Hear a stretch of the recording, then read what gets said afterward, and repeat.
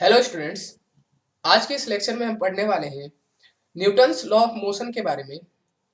Newton's के अलग अलग जो लॉ दिया था उन्होंने, उनके बारे में आज हम डिस्कस करेंगे। तो सबसे पहले मैं आपको बता दूं, जो ये न्यूटन्स थे, ये थे क्या? ये फिजिसिस्ट थे। ठीक है, फिजिसिस्ट थे, यानी कि फिजिक्स के बहुत बड़े साइंटिस्ट थे ये। इन्होंने अलग अलग लॉ दिए थे, जिसमें ग्रेविटेशन का भी लॉ है। जो हमारा एप्पल गिरा था, ये हमारा ग्रेविटेशन का लॉ था। ठीक है, तो इसी तरह इन्होंने जो लॉज ऑफ मोशन दिया था, अलग अलग लॉज ऑफ मोशन तीन तरह के दिए थे, ये आपको पता होगा। बट वो तीन तरह के लॉज ऑफ मोशन क्या थे, उसके बारे में हम पूरे डिटेल के साथ डिस्कस करेंगे। सबसे पहले मैं आपको बता दूं, जो न्यूटन्स थे, इन्होंने 1687 में एक बुक लिखी थी। उसका नाम था प्रिंसिपिया। क्या नाम था बच्चों? प्रिंसिपिया नाम था। इस बुक में सर आइजैक न्यूटन ने क्या दिया था? न्यूटन्स लॉ ऑफ मोशन के बारे में बताया था। ठीक है, आइजैक न्यूटन, उन्होंने क्या बताया था? न्यूटन्स लॉ ऑफ मोशन के बारे में। ठीक है, तो आपको ये याद रखना है, 1687 में एक बुक लिखा था, उसका नाम था प्रिंसिपिया। और इसमें सर आइजैक न्यूटन ने क्या बताया था? लॉ ऑफ मोशन के बारे में बताया था। तो हम समझ लेते हैं लॉ ऑफ मोशन एक एक करके। सबसे पहले न्यूटन्स का पहला लॉ समझेंगे। उससे पहले मैं आपको बता दूं, जो न्यूटन्स थे, उन्होंने इसके अलावा भी बहुत सारे एक्सपेरिमेंट्स किए थे। ठीक है, तो उनको आप इतना मतलब हल्के में नहीं ले सकते कि उनका एक एक्सपेरिमेंट है। उन्होंने काफ़ी सारे एक्सपेरिमेंट्स किए थे। तो आइए देखते हैं। सबसे पहले न्यूटन्स का जो नियम है उसको समझ लेते हैं। न्यूटन्स ने हमारे तीन अलग अलग लॉ दिए थे। ठीक है, न्यूटन्स ने तीन लॉ दिए थे। वो कौन से लॉ थे? वो मोशंस के लॉ थे। ठीक है, तीन लॉ ऑफ मोशंस दिए थे। वो कौन कौन से थे, उसके बारे में आज हम डिस्कस करेंगे। तो जो न्यूटन्स का फर्स्ट लॉ ऑफ मोशन है, न्यूटन्स का जो फर्स्ट लॉ ऑफ मोशन है बच्चों, उसको कहते हैं हम लॉ ऑफ इनर्शिया। क्या कहते हैं बच्चों? लॉ ऑफ इनर्शिया कहते हैं। तो आइए पहले इस न्यूटन्स के फर्स्ट लॉ को हम समझते हैं अच्छे से। तो देखिए, न्यूटन्स का जो फर्स्ट लॉ है, इसमें हमें लॉ ऑफ इनर्शिया के बारे में पता चलता है। ठीक है, लॉ ऑफ इनर्शिया के बारे में। तो लॉ ऑफ इनर्शिया क्या कहता है? इससे पहले वाले लेक्चर में जो हमने फोर्स कवर किया था, उसमें मैंने आपको इनर्शिया बताया था, इनर्शिया किसे कहते हैं। अगर आपने वो वीडियो नहीं देखा है तो जाके देखिए। उसमें मैंने आपको इनर्शिया के बारे में अलग अलग टाइप्स बताए थे। ठीक है, इनर्शिया के तीन टाइप्स थे, ये मैंने आपको बता दिया है। ठीक है, तो यहाँ पर इनर्शिया के जो टाइप्स थे, एक तो हमारा था law of motion. Law of motion, ठीक है, इनर्शिया एट मोशन बोलते हैं जिसे। एक था हमारा इनर्शिया एट रेस्ट, और एक था इनर्शिया एट डायरेक्शन। ये तीन अलग अलग इनर्शिया के लॉ थे। वैसे ही न्यूटन्स ने तीन अलग अलग नियम दिए थे मोशन के रिस्पेक्ट में। जो कि पहला नियम है वो लॉ ऑफ इनर्शिया है। ठीक है, तो इसको समझते हैं, ये लॉ ऑफ इनर्शिया क्या है। तो देखिए, यहां पर मैं आपको बताऊं तो एक एग्जांपल से समझेंगे। सबसे पहले मैं आपको बता दूं ये लॉ ऑफ इनर्शिया क्या है। लॉ ऑफ इनर्शिया, तो इनर्शिया का मतलब मैंने आपको बताया था उस क्लास में। इनर्शिया का मतलब क्या होता है बच्चों? इनर्शिया का मतलब बताया था, जड़त्व होता है। ठीक है, जो कि अपने पोजीशन को चेंज ना करे। कब चेंज ना करे?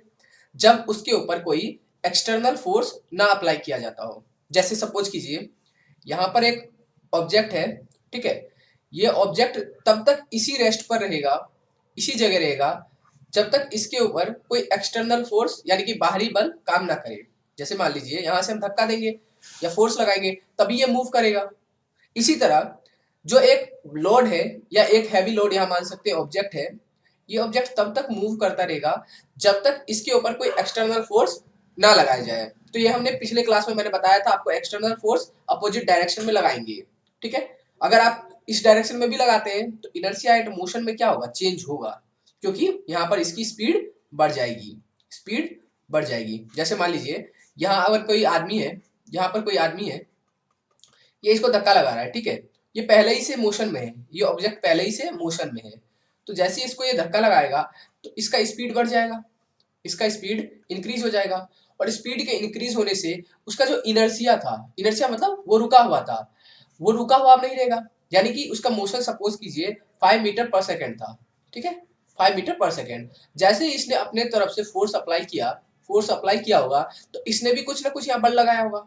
सपोज कीजिए कि यहाँ पर इसने इसमें 1 मीटर पर सेकेंड का इंक्रीमेंट कर दिया, यानी कि इसमें 1 सेकंड बढ़ गया। तो अब ओवरऑल कितना हो जाएगा? 6 मीटर पर सेकंड। तो ये जो 6 मीटर पर सेकंड है, ये क्या हो रहा है, यहाँ चेंज हो रहा है, इनर्शिया में यहाँ पर चेंज हुआ, पहले कितना था 5 मीटर पर सेकेंड, अब यहाँ पर हो गया 6 मीटर पर सेकेंड। तो ये जो चेंज हुआ है ना, इसी को कहते हैं इनर्शिया मोशन हुआ है ये। तो जो हमारा फर्स्ट लॉ था उसमें बताया गया था लॉ ऑफ इनर्शिया के बारे में। तो लॉ ऑफ इनर्शिया के बारे में क्या कहा गया था वो देखते हैं।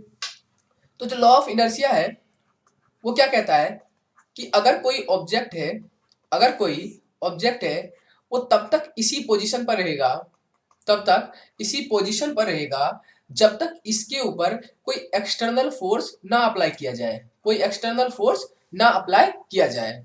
बात समझ आ रही है? जैसे देखिए ये ऑब्जेक्ट है, ये तब तक यहीं पर रहेगा, अगर सपोज कीजिए रेस्ट कंडीशन पे है तो तब तक ये रेस्ट पर रहेगा जब तक इसके ऊपर हम एक्सटर्नल फोर्स ना लगाएं। जैसे ही एक्सटर्नल फोर्स लगाएंगे तो ये रेस्ट में, अब इसमें मूवमेंट होना स्टार्ट हो जाएगा। तो जैसे ही मूवमेंट होगा तो इनर्शिया एट रेस्ट तो अब रहेगा नहीं, क्योंकि इनर्शिया एट रेस्ट का मतलब होता है वो ऑब्जेक्ट रेस्ट पर था, उसी पोजीशन पे था, अब वहां पर चेंज आ गया है तो इनर्शिया एट रेस्ट पर नहीं रहेगा। तो यहाँ पर लॉ ऑफ इनर्शिया के कहने का मतलब है कि कोई ऑब्जेक्ट एट रेस्ट तब तक रहेगा जब तक उसके ऊपर कोई एक्सटर्नल फोर्स ना अप्लाई किया जाए। इसी तरह यहाँ पर बोलता है कि एक ऑब्जेक्ट तब तक मोशन में रहेगा, तब तक मोशन में रहेगा जब तक इसके ऊपर कोई एक्सटर्नल फोर्स ना अप्लाई किया जाए। ठीक है, तो दो कंडीशन आते हैं, एक हमारा हो गया कि तब तक रेस्ट पर रहेगा जब तक इसके ऊपर एक्सटर्नल फोर्स ना लगाया जाए, दूसरा कहता है तब तक मोशन में रहेगा। सपोज कीजिए यूनिफॉर्म मोशन हो रहा है, यहाँ पर यूनिफॉर्म मोशन हो रहा है, यानी कि मोशन जो हो रहा है वो टाइम के रिस्पेक्ट में तो हो रहा है, बट क्या हो रहा है, सिमिलैरिटी के साथ हो रहा है, यानी कि उसमें कोई चेंजेस नहीं आ रहे हैं। सपोज कीजिए यहाँ पर ये 5 मीटर पर सेकंड की रफ्तार से जैसे मैंने बताया आपको चला, तो यहाँ पर इसी रफ्तार से चल रहा है, तो यहाँ पर कोई चेंज नहीं आ रहा है, तो यहाँ पर बोलेंगे इनर्शिया एट मोशन है, यानी कि मोशन तो हो रहा है बट वहां मोशन में भी क्या हो रहा है, इनर्शिया है, यानी कि उसमें कोई चेंजेस नहीं आ रहा है, तो इसी को तो कहते हैं इनर्शिया। मोशन तो हो रहा है बट उसमें कोई चेंज नहीं आ रहा है, इसीलिए वो इनर्शिया एट मोशन है।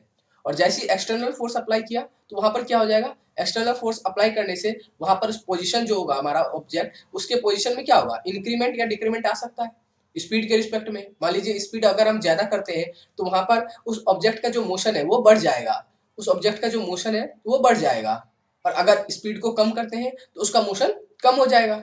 लेकिन वहां पर इनर्शिया, जो इनर्शिया था वो रूल को फॉलो नहीं करेगा, क्योंकि वहां पर स्पीड चेंज हो गया है, स्पीड चेंज हो गया है, यानी कि पहले 5 था, अगर कम किए तो मान लीजिए 4 हो गया, 4 मीटर पर सेकेंड, ज्यादा कीजिए सपोज कीजिए 6 मीटर पर सेकेंड हो गया, तो इन दोनों के रिस्पेक्ट में यहाँ चेंज ही तो हो रहा है, पहले 5 था, यहाँ 4 और 6 हो गया, यहाँ दोनों केस में यहाँ चेंज हो रहा है। ठीक है, तो इनर्शिया एट मोशन और इनर्शिया एट रेस्ट तब तक होगा जब तक उसके ऊपर एक्सटर्नल फोर्स ना अप्लाई किया जाए, यही बोलता है पहला नियम लॉ ऑफ इनर्शिया, इसी को हम कहते हैं स्टूडेंट्स लॉ ऑफ इनर्शिया। ये आपको याद रखना है। इसके कुछ एग्जांपल्स देख लेते हैं। जैसे इसके एग्जांपल में सबसे जो फेमस एग्जांपल है वो बस का आता है, बस का। दूसरा एग्जांपल हम ट्री के रिस्पेक्ट में देख लेते हैं, ट्री के रिस्पेक्ट में। ठीक है, तीसरा एग्जांपल हम किसके रिस्पेक्ट में देखेंगे बच्चों, तीसरा एग्जांपल हम देख लेंगे आपका प्लेट और डिस्क के रिस्पेक्ट में, प्लेट एंड डिस्क के रिस्पेक्ट में। ठीक है, चौथा एग्जांपल हम देख लेंगे कार के रिस्पेक्ट में। ठीक है, कार के रिस्पेक्ट में। ये चारों एग्जांपल हम देखेंगे, तो एक एक करके इसको समझते हैं। जो हमारा बस का होता है वो क्या है, जो बस का होगा इसमें क्या कहता है, इसके दो केसेस बनते हैं बच्चों, ये मैं आपको बता देता हूं। देखिए सपोज कीजिए यहाँ से एक बस जा रही है, यहाँ पर एक बस है, ये हमारा बस है। ठीक है, यहाँ पर एक आदमी है, यहाँ पर एक आदमी खड़ा है और ये बस इस तरफ मूव कर रही है। ठीक है, ये बस कहाँ तरफ मूव कर रही है, सपोज कीजिए इस तरफ मूव कर रही है बस। तो ये आदमी जैसे ही देखिए, जैसे ये बस था रुका हुआ, जैसे ही एट रेस्ट पर था ये बस, तो ये आदमी भी यहाँ पर रुका हुआ था। ठीक है, तो यहाँ पर दोनों में कोई चेंज नहीं आ रहा है, तो इनर्शिया यहाँ पर फॉलो कर रहा है। बट जैसे ही ये बस का इस तरह से पोजीशन चेंज हुआ, यानी कि बस इधर की तरफ गया, तो इससे होगा क्या ये मैं आपको बताता हूँ। देखिए जैसे सपोज कीजिए यहाँ पर ये बस था, यहाँ ये बस था, सपोज कीजिए यहाँ एक आदमी था। ठीक है, यहाँ एक आदमी था, ये बस इधर की तरफ जा रहा है। जैसे इधर की तरफ जाएगा तो स्टार्ट हुआ होगा बस, तो वहां पर क्या होगा, पहले रेस्ट पर था, पहले वो बस भी क्या था, रेस्ट पर था। जैसे ही स्टार्ट हुआ होगा बस, तो वहां पर उसका क्या होगा, स्पीड में चेंज हुआ होगा, उसके बस की स्पीड में चेंज आया होगा, वो सडन चेंज आया होगा, है ना, सडन चेंज, यानी कि अचानक वहां पर क्या हुआ, अचानक चेंज आया होगा। जैसे ही बस को स्टार्ट किया तो उसके स्पीड में अचानक चेंज आया होगा। तो वहां पर क्या हुआ, इस आदमी का जो यहाँ पर ये पाँव था, ठीक है, पाँव किस पर है, रेस्ट पर है, क्योंकि वो बस जो था पहले से भी रेस्ट पर था, वो बस पहले से रेस्ट पर था, ये बस पहले से रेस्ट पर था, और ये आदमी भी पहले से रेस्ट पर था, दोनों थे रुके हुए, ठीक है। लेकिन क्या हुआ, जैसे ये बस आगे की तरफ चला तो इसका जो पाँव है, इसका जो पैर है, इसमें क्या हुआ, ये पैर रेस्ट पे था, ये पैर रेस्ट पर था, और ये भी रेस्ट पर था। लेकिन जैसे ही ये बस यहाँ से चला तो यहाँ पर आया होगा मूवमेंट, यहाँ क्या आया होगा, मूवमेंट आया होगा। यानी कि जैसी बस चलेगा तो बस इसके रिस्पेक्ट में देखिए टच है, यहाँ पर बिल्कुल टच है, तो जैसे ही टच है तो इस पाँव को क्या करेगा, इफेक्ट करेगा, तो इससे क्या होगा, इसमें भी मोशन आया होगा, स्पीड चेंज हो गई होगी इसकी भी, इसके पाँव की स्पीड चेंज होगी।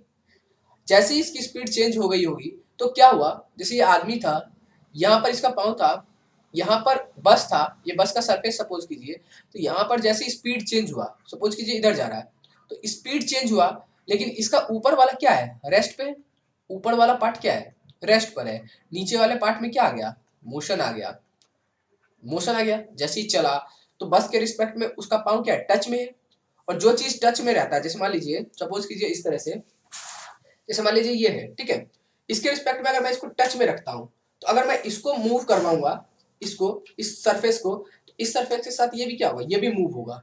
लेकिन सपोज कीजिए इस तरह से है, ठीक है, तो ये मूव तो होगा, इसके रिस्पेक्ट में ये चेंज होगा, ठीक है, ये मूव होगा, लेकिन ये वाला क्या होगा, रेस्ट पर होगा, ये रेस्ट पोजिशन पे होगा, ठीक है। तो ये सपोज कीजिए बस है, ये बस सरफेस है, इसके ऊपर मैंने ये डाला, तो ये हमारा जो था, ये पाँव सपोज कीजिए आदमी का, तो ये जैसे चेंज होगा तो इसमें भी चेंजेस आएगा इसके नीचे वाले भाग में, लेकिन ऊपर वाला भाग क्या होगा, वो रेस्ट पर रहेगा। यही कंडीशन यहाँ भी अप्लाई हो रहा है। यहाँ पर जो बस है, बस में तो मूवमेंट आ रही है, उसी चक्कर में उसके पाँव में भी मूवमेंट आ रही है, उसके पाँव में भी मूवमेंट आ रहा है, और उसका शरीर जो है वो क्या है, एट रेस्ट पर है, वो शरीर रेस्ट पर है। इससे होगा क्या, इससे इसका जो पाँव है ये इस तरफ अगर मूव किया बस, तो इसका पाँव भी क्या होगा, इस तरफ मूव करेगा, इस तरफ मूव करेगा। तो इससे कंडीशन क्या आएगा देखिए, जैसे मान लीजिए ये आदमी था, बस का ये बस इस तरफ से जा रही है, ठीक है, इस तरफ जा रही है, तो इस आदमी का पाँव भी इस तरफ टिल्ट हुआ होगा, यानी कि घूमा होगा इस तरफ, और जैसे ही घूमा होगा तो ऊपर वाला क्या हो रहा है, ये रेस्ट पर है, तो ये अपोज करेगा, यानी कि ये रोकेगा अपने आप को, और ये वाला पाँव क्या है, ये पाँव इस तरफ जाना चाहेगा। तो इससे होगा क्या, इसके जो बॉडी में, इसकी बॉडी में एक बेंड आएगा, बेंड का मतलब टिल्टिंग आएगा। टिल्टिंग कैसा, जैसे देखिए, जैसे ये आदमी था, ये आदमी है, ठीक है, ये आदमी है, इसका पाँव जो है वो क्या हुआ, पाँव में इस तरह से चेंजेस आया, सपोज कीजिए इस तरफ मूव कर रहा है, इस तरफ, ठीक है, इस तरफ, और ये इसका बॉडी क्या है, रुका हुआ है, रुका हुआ है। तो इससे क्या होगा, इसका जो पाँव है इस तरफ आएगा, ठीक है, इस डायरेक्शन में। तो इससे होगा क्या, वो आदमी का जो शरीर है वो इस तरह से कहीं मूव कर जाएगा, ठीक है, इस तरह से शरीर मूव कर जाएगा। ये बस का सरफेस है, तो वो क्या होगा, पीछे की तरफ गिरेगा, पीछे की तरफ। क्यों, क्योंकि यहाँ पर क्या हो रहा है, ये ऑब्जेक्ट जो है, इसका पाँव क्या हो रहा है, इस तरफ मूव कर रहा है, इस तरफ मूव कर रहा है, और ये आदमी क्या है, रेस्ट पर है, तो ये क्या होगा, पीछे की तरफ गिरेगा, क्योंकि यहाँ पर टिल्टिंग आएगा। टिल्टिंग कैसे, ये आदमी है और यहाँ पर इसका पाँव जो है इस रिस्पेक्ट में चेंज हुआ, और इसका शरीर जो है एट रेस्ट पर है इस रिस्पेक्ट में। तो जब कोई भी ऑब्जेक्ट में इस तरह से टिल्ट आता है और एक रेस्ट पर रहे, वहां पर क्या होता है, एक एंगल बनता है, वहां पर क्या होता है, एक एंगल बनता है, जिसको हम इस तरह से मान सकते हैं, ये आदमी का सरफेस था, ये मान लीजिए वो आदमी था, तो वो इस तरह से गिरा होगा, तो यहाँ पर जो एंगल बना होगा, यहाँ पर एक एंगल बना होगा, ठीक है, थीटा एक एंगल बना होगा, तो यहाँ पर टिल्टिंग आया, बेंडिंग, और इससे ऑब्जेक्ट का जो मूवमेंट है वो बैकवर्ड डायरेक्शन में हो जाएगा, जिससे वो आदमी जो है वो पीछे की तरफ गिरेगा, ठीक है, पीछे की तरफ। हमारा सेकंड केस है, उसमें क्या कहता है, सेकंड केस में हमारा जो बस है वो बस क्या करेगा, बस मूव करेगा, ठीक है। पहले क्या था, बस रेस्ट पर था, अब वो बस क्या कर रहा होगा, वो मूव कर रहा होगा। सपोज कीजिए यहाँ पर ये बस बनाए हम, और यहाँ पर एक आदमी है, एक पर्सन यहाँ पर है, ठीक है। तो जैसे ये बस इस डायरेक्शन में मूव किया होगा, तो जैसे ही रुका होगा, ठीक है, मूव करते हुए जैसे ही वो रुका हुआ होगा, जैसे मूव कर रहा है बस, ठीक है, इसके रिस्पेक्ट में क्या हो रहा है, ये आदमी भी मूव कर रहा होगा, बिकॉज अगर इसको हम देखें डिटेल में, तो ये आदमी का जो पाँव होगा, जो पैर होगा, वो इसके रिस्पेक्ट में टच है, तो बस के रिस्पेक्ट में क्या है, टच है। तो जैसे ही बस मूव कर रहा है, बस के मूव करने के साथ ये आदमी भी क्या है, आदमी का पाँव भी मूव करेगा, दोनों मूव करेंगे। तो इस रिस्पेक्ट से अगर देखें तो यहाँ पर दोनों में मूवमेंट है, यानी कि बस में और उसके आदमी के पाँव में दोनों में मूवमेंट हो रहा है। जैसे ही अचानक बस रुकती है, बस में अचानक अगर रुके, स्टॉप हो जाए, सडन स्टॉप, तो उस केस में क्या होगा? सपोज कीजिए ये आदमी है, यहाँ पर ये बस चल रहा था स्पीड के साथ, तो यहाँ पर ये जो आदमी था इसका पाँव भी क्या था? मोशन में था। इसका पाँव भी यहाँ पर मोशन में था और ये बस भी क्या था? मोशन में था। बट इसका जो आदमी का ऊपर वाला भाग था ये क्या होगा? ये रेस्ट पर होगा, ये रेस्ट पर होगा। तो अगर ये कंडीशन देखे, जैसे ये बस रुका यानी कि इसकी जो स्पीड है वो कम हो गई। जैसे ये बस रुका तो इस आदमी का जो पाँव है वो भी रुकने की कोशिश करेगा, यानी कि वो रुकने की कोशिश करेगा। तो जैसे ये रुकने की कोशिश करेगा तो यहाँ पर टिल्टिंग आएगा। टिल्टिंग किस डायरेक्शन में आएगा? फॉरवर्ड डायरेक्शन में। उसके अपोजिट, जैसे फर्स्ट वाले में क्या था? टिल्टिंग इस डायरेक्शन में आ रहा था, आदमी इस तरह से गिरा। यहाँ पर क्या होगा? आदमी फॉरवर्ड डायरेक्शन में गिरेगा, यानी कि आदमी का जो गिरना होगा वो कुछ इस तरह से होगा, ठीक है, कुछ आगे के डायरेक्शन में वो गिरेगा। जैसे अगर हम देखें कुछ इस तरह से वो गिरेगा, यहाँ से सपोज कीजिए ये आदमी है और ये आदमी कुछ इस तरह से गिरा होगा, ठीक है, फॉरवर्ड डायरेक्शन में, इस तरफ से आगे की ओर गिरा होगा। तो ऐसा क्यों हुआ? क्योंकि इस आदमी का जो ये बस के साथ कांटेक्ट था, ये दोनों था पहले मोशन में। जैसे ही रेस्ट पर आए दोनों, जैसे ही रेस्ट पर आए दोनों, तो ये इसका जो पाँव था ये भी मोशन में था। तो वो जैसे ही रेस्ट पर आया होगा तो इसका जो ऑब्जेक्ट का ऊपर वाला भाग था वो पहले ही से क्या था? रेस्ट पर था, पहले ही से रेस्ट पर था। तो ये क्या करेगा? अपोज करेगा। अपोज किस डायरेक्शन में करेगा? फॉरवर्ड डायरेक्शन में, सीधे की तरफ करेगा, ठीक है। ये दो केस बनता है हमारा बस का। अब देख लेते हैं एक हमारा जो कार का केस बनता है, वही बच्चों इसी तरह का होता है। जैसे मान लीजिए कार है, ये हमारा कार है, तो ये कार का भी केस कुछ ऐसे ही बनेगा। यहाँ जो आदमी बैठा होगा वो सीट बेल्ट लगाता है, वो सीट बेल्ट लगा रखा है। अगर वो सीट बेल्ट ना लगाए तो वो क्या होगा? जैसे ही बस रुकेगा वही कंडीशन। जैसे मान लीजिए बस सडन स्टार्ट होगा, अगर सडन स्टार्ट होगा बस तो क्या होगा? सडन स्टार्ट होगा तो किस डायरेक्शन में गिरेगा आदमी? बैकवर्ड डायरेक्शन में गिरेगा, ये आपको याद रखना है, बस वाले जैसा ही, ठीक है। अगर सडन स्टॉप होगा तो किस डायरेक्शन में गिरेगा? तो गिरेगा फॉरवर्ड डायरेक्शन में, ठीक है, फॉरवर्ड डायरेक्शन में। याद रखना ये दोनों केस आपको। अगर अचानक वो आदमी बस के साथ, अगर बस अचानक स्टार्ट होती है तो वो आदमी बैकवर्ड डायरेक्शन में गिरेगा, यानी कि पीछे की तरफ गिरेगा। और बस जैसे अचानक स्टॉप हुई चलते हुए, जैसे यहाँ चल रही है, अचानक स्टॉप हो गई, तो उस केस में वो आदमी जो है वो फॉरवर्ड डायरेक्शन में गिरेगा। इसीलिए यहाँ पर सीट बेल्ट लगाया जाता है, क्योंकि जैसे मान लीजिए बस अचानक या जो कार है वो अचानक रुक गई तो आदमी किस तरफ गिरेगा? आगे की तरफ। हो सकता है वो खिड़की पार कर जाए, ठीक है, गिरते हुए। तो इसीलिए इस कंडीशन से बचने के लिए यहाँ पर सीट बेल्ट दिया जाता है। नेक्स्ट कंडीशन है हमारा ट्री वाला। ट्री का केस है। सपोज कीजिए एक ट्री है, यहाँ पर एक ट्री है, इसमें फल लग रखे हैं, ठीक है, इसमें फल लग रखे हैं। तो यहाँ पर एक आदमी है, यहाँ पर एक बच्चा है, समझ लीजिए। ये क्या करता है? ये इसको हिलाता है, इस ट्री को, ठीक है, इसमें बहुत ज्यादा दम है। ये क्या करेगा? इसको हिलाएगा। जैसे इस ट्री को हिलाएगा तो इससे क्या होगा? इस ट्री में मूवमेंट आएगा, इस ट्री में क्या आएगा? मूवमेंट आएगा, ठीक है। लेकिन जो इसके लीव्स है, ठीक है, और जो इसके फ्रूट्स है वो क्या रहेंगे? वो अपने आप को कोशिश करेंगे वो रेस्ट पर रहे, वो रेस्ट पर रहे। और इसका ट्रीज क्योंकि यहाँ से कांटेक्ट हो रहा है, तो जैसे यहाँ पर मूवमेंट आएगा ये मूवमेंट ऊपर तक जाएगा, ठीक है। तो जैसे ही मूवमेंट होगा तो वो ऑब्जेक्ट जो हमारा फ्रूट और लीव्स है वो चाहता है उसी पोजिशन पर रहे, ठीक है। और जो हमारा ट्री है वो मोशन कर रहा है। तो वही कंडीशन बस वाला आ जाता है कि एक भाग अगर चाहता है वो रेस्ट पर रहे, एक भाग चाहता है वो मोशन पर रहे। उस कंडीशन में क्या होता है? ये जो भाग है, ठीक है, ये जो फ्रूट्स का ये हमारा ये भाग होता है, ये गिरना स्टार्ट हो जाता है। गिरना क्यों स्टार्ट हो जाएगा? क्योंकि जो यहाँ पर मूवमेंट हो रहा है, ठीक है, जो मूवमेंट हो रहा है वो ओवरऑल पूरे ट्री पर हो रहा है, ट्री पर हो रहा है। तो इसके अपोजिट डायरेक्शन में, यानी कि इसका जो अपोज कर रहा है वो फल है, यहाँ पर वो फल इसका अपोज कर रहा है। तो क्या होगा? इस कंडीशन में जो फल होंगे वो टूटकर गिरने लगेंगे। फल जो है वो टूटकर नीचे गिरने लगेंगे, क्योंकि फल क्या कर रहा है? अपने आप को रेस्ट पर रखने की कोशिश कर रहा है। जबकि इसके ओवरऑल बॉडी में क्या हो रहा है? मूवमेंट हो रहा है, ओवरऑल बॉडी में मूवमेंट हो रहा है और ये खुद को रेस्ट पर रखने की कोशिश कर रहा है। तो जैसे ही कहीं एक ही बॉडी में एक जगह मूवमेंट हो और एक जगह रेस्ट हो, ठीक है, जब ये दोनों कॉन्ट्राडिक्टरी नेचर आते हैं तो यहाँ पर क्या होता है? यहाँ पर एक ऑब्जेक्ट का दूसरे ऑब्जेक्ट के रिस्पेक्ट में क्या होता है, ब्रेकिंग शुरू हो जाता है, यानी कि टूटना शुरू हो जाता है। या वो टूट सकता है या वो बैकवर्ड या फॉरवर्ड डायरेक्शन में गिर सकता है। ठीक है, जैसे हमने बस के केस में देखा था, यहाँ भी यही होगा, जो फल है वो टूटकर नीचे गिरने लगेंगे। और लास्ट कंडीशन जो है हमारा, वो फोर्थ कंडीशन, ये आपने जादूगर को देखा होगा, वो क्या करते हैं, जैसे मान लीजिए ये हमारा एक टेबल है, ठीक है, ये हमारा एक टेबल है, इस टेबल पर इस तरह से एक कपड़ा है, ठीक है, ये क्या है, एक क्लॉथ है, और इसके ऊपर क्या है, अलग अलग खाने के जो है डिश रख रखे हैं। ठीक है, ऐसे करके मान लीजिए ये डिश है हमारे खाने के, अलग अलग रख रखा है यहाँ पर हमने।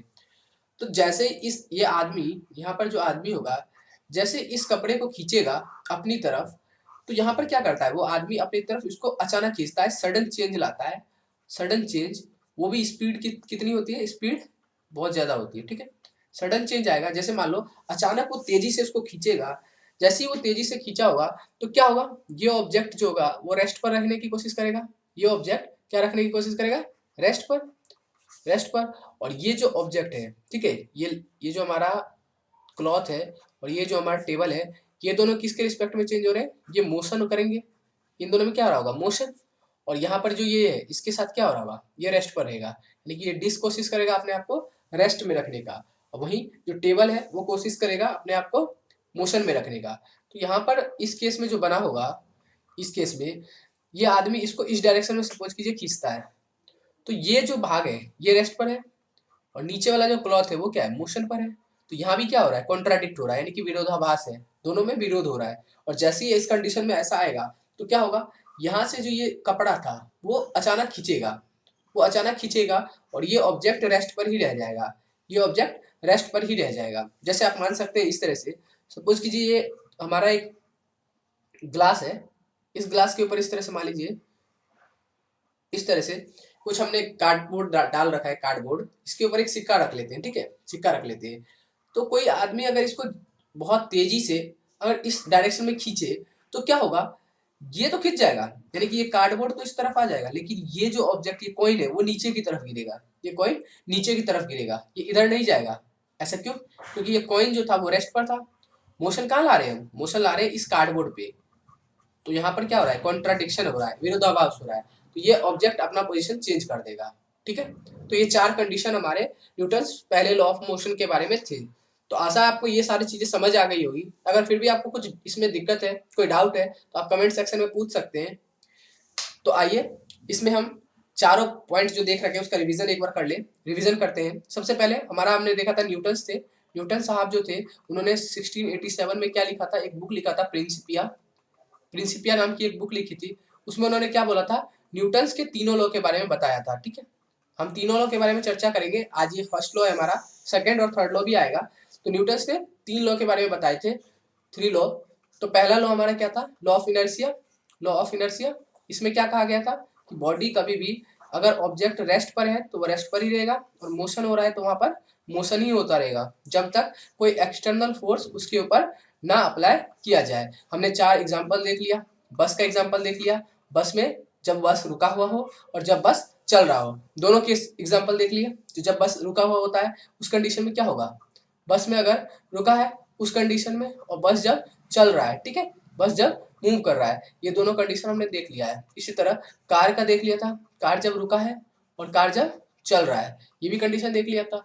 थर्ड कंडीशन में ये भी देखा था, ट्री वाला कंडीशन अभी। और फोर्थ कंडीशन हमने क्लॉथ और डिश वाला देख लिया।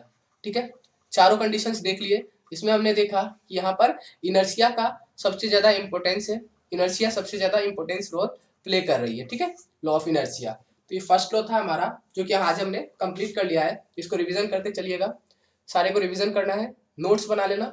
नोट्स कैसे बनाना है, जो मैं बोल रहा हूँ उसको आपको कंसाइज वे में लिख लेना है आपको। ठीक है, उसको कंसाइज वे में लिख लेना है। तो मिलते हैं अगले वीडियोस में। अगर आपने चैनल को सब्सक्राइब नहीं किया है, चैनल को सब्सक्राइब कर लीजिए, क्योंकि इस तरह के वीडियोस आपको मिलते रहेंगे। तो आशा है पढ़ते रहिए, खुश रहिए, मस्त रहिए।